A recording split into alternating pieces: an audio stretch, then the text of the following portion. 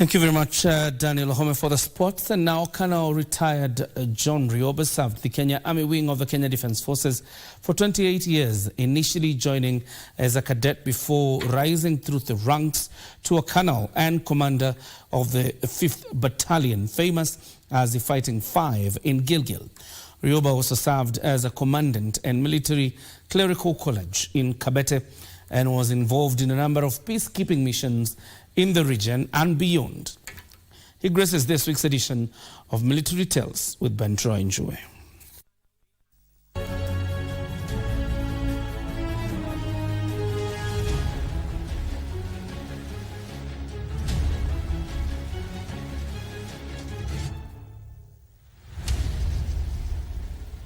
For this week's edition of Military Tales, we are in Lanet, Nakuru County.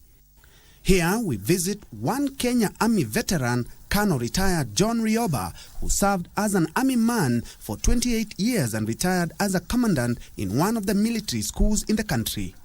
Colonel John Rioba was born and bred in KBC County, where he also undertook his early education. I was born in KBC, Nyamira County, sometimes back in 1958.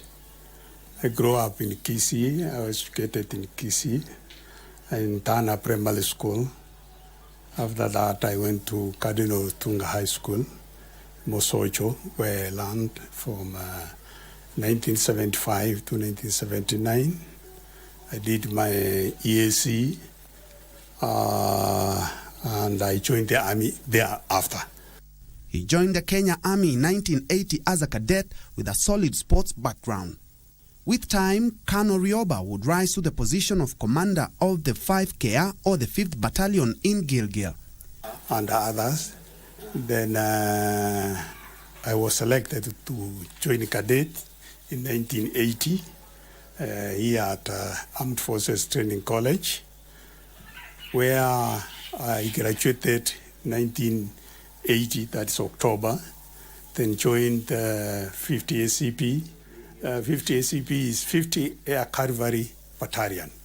Air Cavalry Battalion, 50 Battalion, the Kenya Rivals, where we were with SK Njoroge, who was my commander. From the rank of second lieutenant to major, I did staff. I went to training. I was a trainer. Also, I did a lot of training in sports. Came back again to 5KA, that is 5th Battalion, the Kenya Rivals. We usually calling the Fighting Five. Then I joined 50, that is 50 now, Kenya Battalion as the commanding officer. I stayed there for about 2 years. Then I was again transferred to Kabete, where I was given the appointment of a commandant. Having been part of peacekeeping missions in Angola and Sierra Leone, he knows the real value of peace. War is not a good thing. If you could go to Angola and see how the Portuguese managed to put up Angola, colonized Angola, and put up structures, but all were destroyed. And who were suffering is the locals. And especially women and the children suffer a lot. You go to them to convince them that you must have peace. Some are wild, some have taken a lot of illicit proofs. In the country, he was tasked with leading his men in fortification of the Kenya borders. Border patrols. It's not easy also. It is in Kenya, but it's not easy also, because it's just fighting. You never know when you go out, you will come back. His sports background, especially in athletics and soccer, catapulted him to a military coach and was also at one point the chairman of the military soccer team Ulinzi Stars. Actually, I was a champion in 800 meters, running with Kinabili Conchela.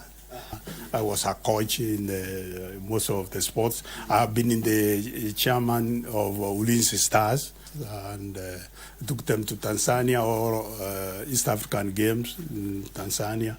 So I did a lot in sports. In retirement, Colonel Rioba decided to join his wife in farming and cattle rearing, where he would later capitalize in farming traditional vegetables or organic farming.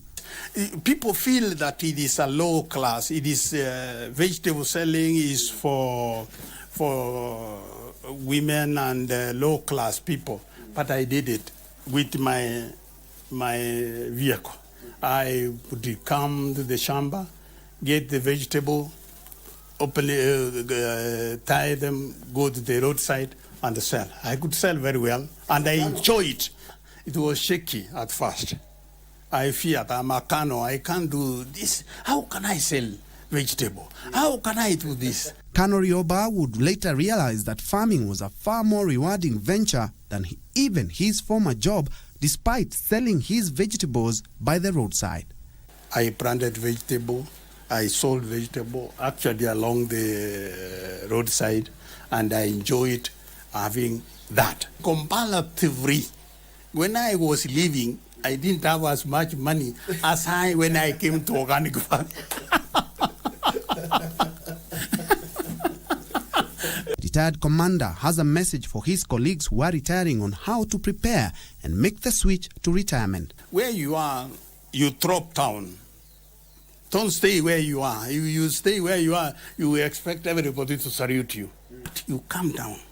You come to the heart where you say, what can we do? A family man and a father of 3 notes that his motto in life, which he has instilled in his kids and his former colleagues, is hard work. I have 3 boys. The firstborn is an engineer, registered engineer. His work is in America now. The secondborn is a pharmacist. The third one is a lawyer, advocate of High Court.